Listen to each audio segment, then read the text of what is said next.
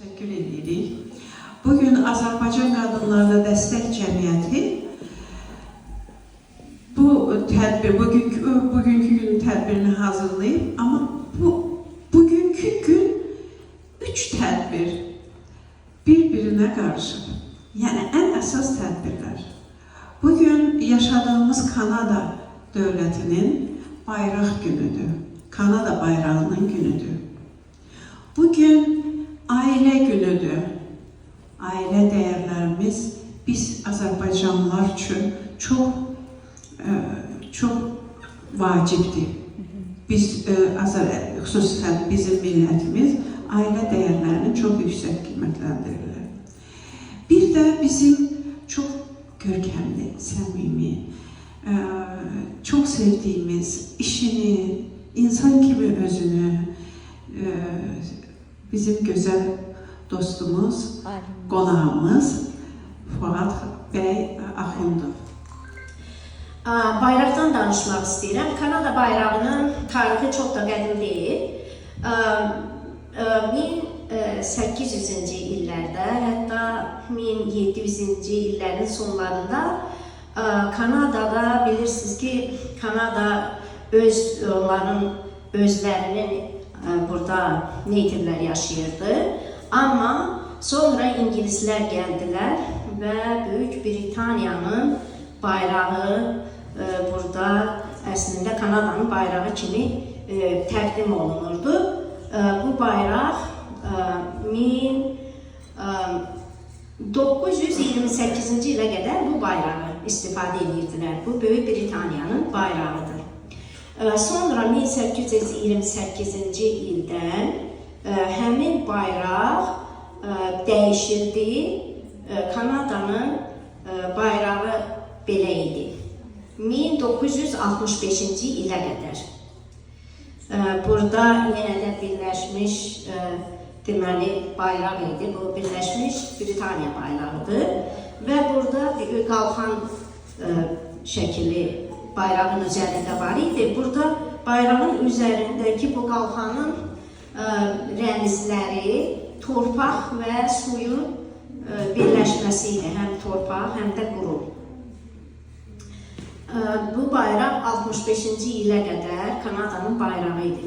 1965-ci il yanvarın 28-də bu bayrağı bizim Kanadada yaşadığımız üçün həm Azərbaycan bayrağını ürəyimizin üstündə gəzdiririk.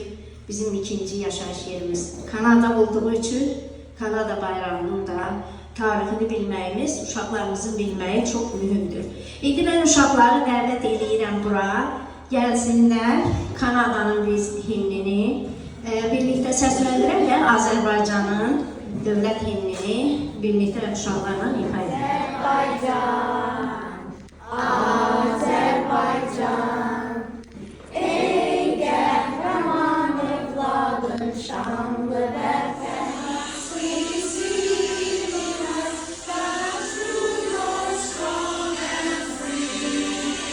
Akhundov bizim tarixçi alimimiz o qədər dəyərli bir insandır ki, Azərbaycan millətimiz üçün. Onun, yəni mən belə deyərdim ki, canlı ensiklopediya kimi onun tayı bərabəri yoxdur. İnanın mənə, sözün əsl mənasında bu belədir. Fuad Akhundov tarixçi, tədqiqatçı, Baku Dövlət Universitetinin Şərqşünaslıq fakültəsini bitirmiş və bununla kifayətlənməmiş, Harvard Universitetinin Public Administration Master's degreesini bitirmiş, bununla da kifayətlənməmiş, University of Toronto'nun Administrative Ontario Education proqramını da magistraturasını bitirmiş. Ona görə deyirəm ki, canlı, əlbəttə ki, canlı ensiklopediyadır. Onu da bitirmiş və həmişə, hər zaman tarixlə maraqlanmış.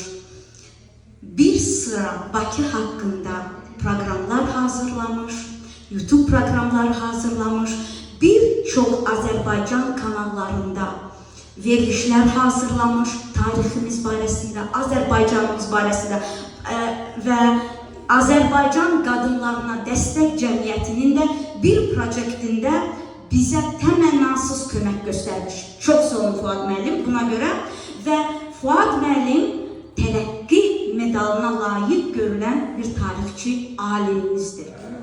Xoş gəlmişsiniz, səfalar gətirmişsiniz, həmişə siz gələsiniz.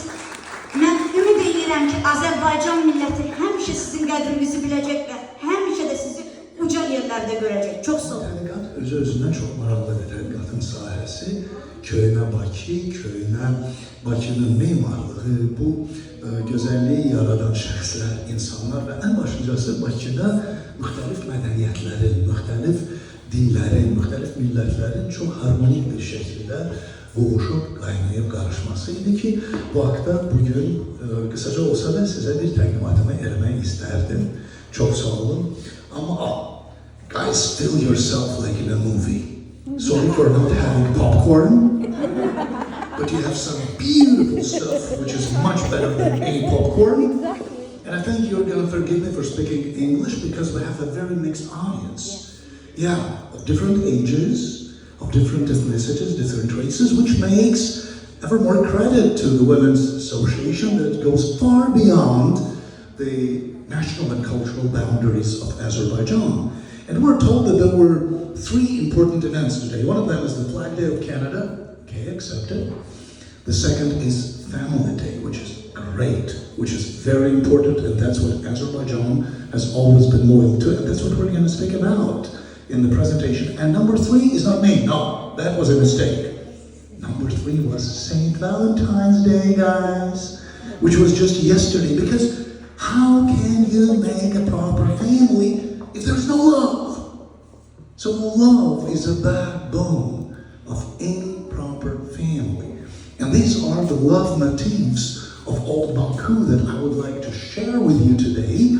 Well, and we're going to speak about the people that many of you know, like Tagiev, like Mukhtarov, like the famous oil barons who created the image of Baku back in the 19th, 20th century, when half of the world's oil was made in Baku. But it's not about oil.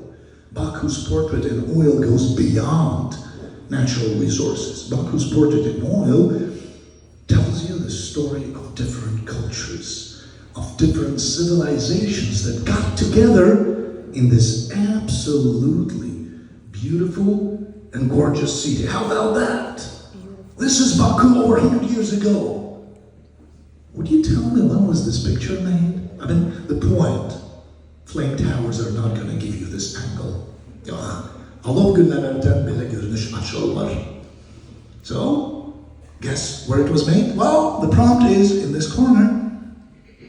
This picture was made from hydroplane. How about that, guys? Hydroplane? In 1918, 1916? Yeah, that was a very interesting story.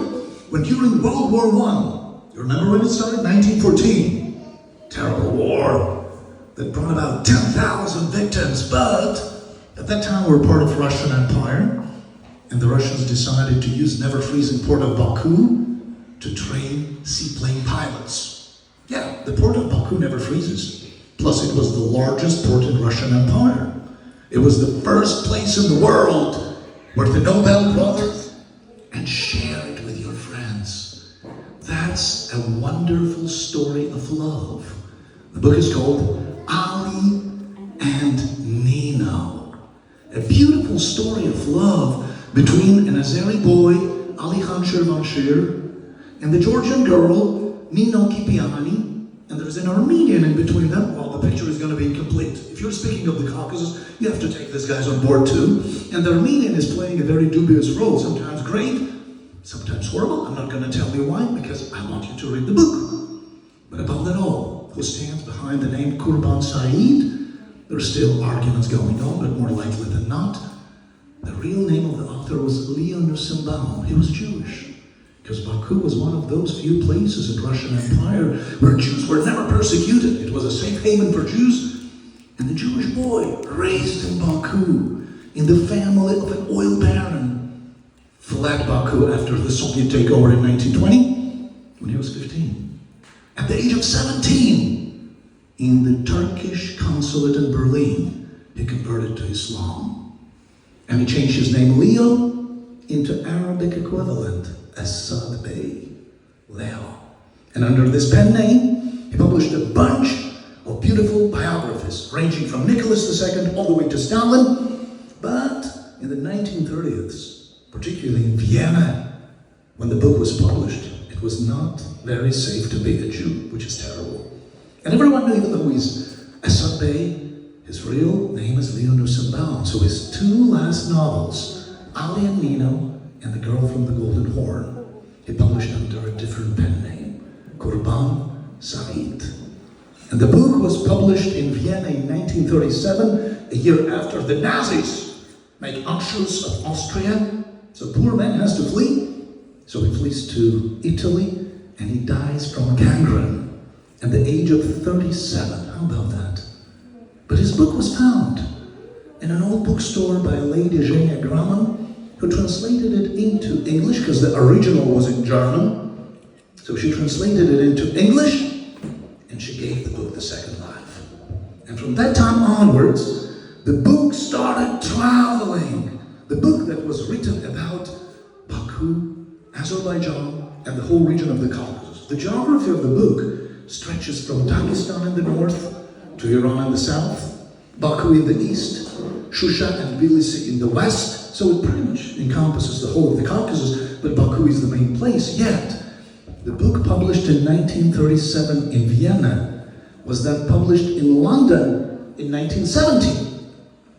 And then a copy of the book was gifted to an owner of a very rich publishing house in New York, Random House. They just got it out of courtesy, and they took a plane, London, New York, and they had plenty of time. So they started reading the book on the plane and said, gosh, that's a book worth publishing. So in 1970, the book was published in New York. And from New York, it takes a springboard. Well, the real arguments about who stands behind Kurban Said started back in New York, because there are people who say that it was Yusuf Bezerov Chemenzemeli who was the author of the book, which is dubious. Beyond Azerbaijan, no one supports this version. Well, Leo Nussenbaum is a more realistic one, but the thing is, Leo Nussenbaum fell the victim of Nazis. Yusuf Bezerov Chemenzemeli fell the victim of Stalin.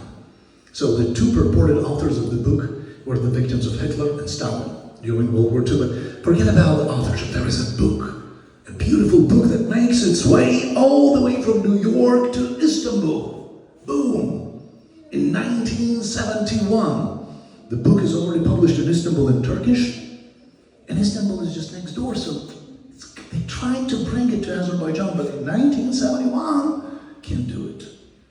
We were part of the Soviet Union, Iron Curtain, and the book where the main hero is dying in the battle with the communists could never be allowed in the Soviet Union. It was taboo. So when we were in your age, guys, we never had the pleasure of reading this book. You're luckier. So before the book got to Baku, it had to make another circle. The book goes to Munich. Let's say, why Munich? Because of Radio Liberty. And there we had a very nice gentleman, Mirza Khazar, whose real name was Menachem Michaeli, well, a mountain Jew from Göyçay, who translated this book into Azeri. And Radio Liberty was airing the book to the Soviet Union, but what the Soviets were doing? They were jamming the waves, so that we couldn't even listen to that. So it was only in January 1990, bloody January of 1990, when the Soviet troops invaded Baku, that Azerbaijan magazine published this novel in Azeri. So, 53 years. 1937 Vienna, 1970 London, 1971 New York, the same year Istanbul, 1972 Munich, and only 1990, Ali and Nino found their way back home. What a long way, you would say. But once the book got back home, it got the place it deserves. It's an absolutely fascinating book, not because of this beautiful love story only. Love story is only a visible part of the iceberg. Behind the story, you have an absolutely realistic historic background. And there are two ways of studying history. One of them is the way we're studied in school. Facts, figures, names, You get them into one ear, you're discharging from another ear. There is another way of studying history, though. The history through human stories. So Ali and Nino is the history of the region written through human stories. You get the time of Russian Empire when everything seems to be so stable, but Russia gets into a horrible war like today. And all these horrible wars lead to one thing, collapse of Russian Empire. And once Russian Empire collapses, the communists come to power in Baku, led by Armenians, and they make a horrible massacre in March 1918, when Ali with pregnant Nino have to escape to Iran. And Ali's trying to protect his habitat, his citadel, but the forces are uneven. They only return with Baku's liberation with the help of Turkish troops. And then there is a short-lived period of the First Republic, the first secular republic in the Muslim world, where Ali is a member of government, and then boom, 1920, the Soviets put the end to everything.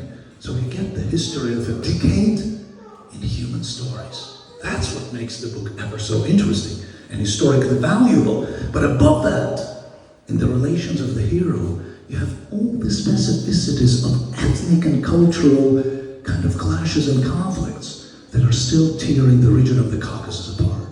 And when you track the relations of Naharayan to Ali and Nino, you understand why Armenians cannot come into terms with Azeris. When Naharayan says, Ali is my friend, they couldn't write down his name.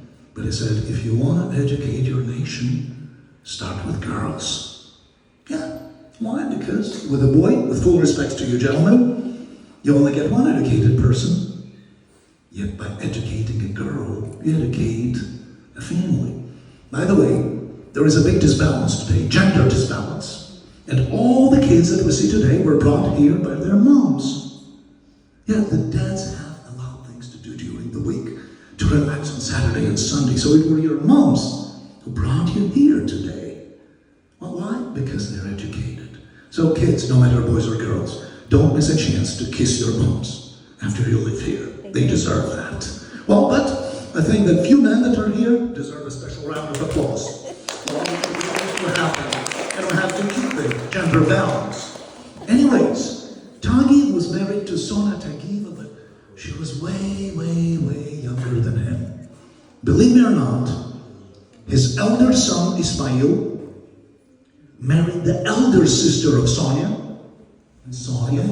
in one of Baku's most prestigious schools, which still is a school, school number 132 and 134. It used to be St. Nina's School.